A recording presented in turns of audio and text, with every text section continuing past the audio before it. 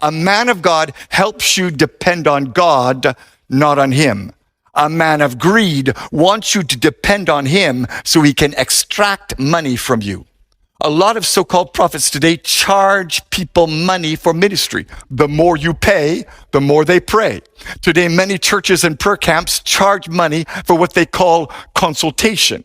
If you give $50, you get a prayer. If you give $100, they will lay hands on you and anoint you. If you give $500, they'll fast for you. And if you give $1,000, they will prophesy and see a vision for you. Nonsense! Anybody who charges you for prayer or ministry is in error. Mark my words. A day of judgment is coming on the false prophets and the fake pastors in this land. They tell you, buy this anointing oil, buy this holy water, buy this prayer cloth.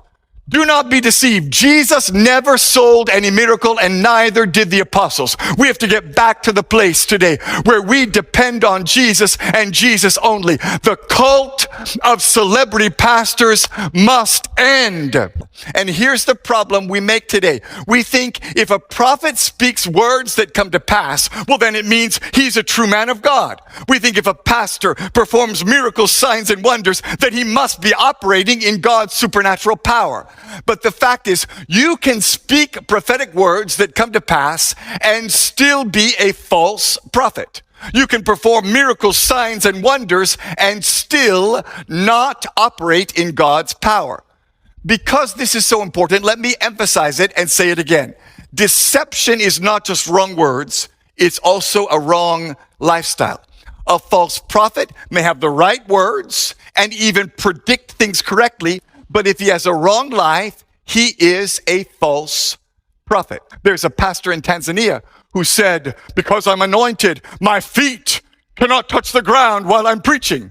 He stood on top of his members while he preached. What is that? Nonsense. The pride in pastors today is making God angry.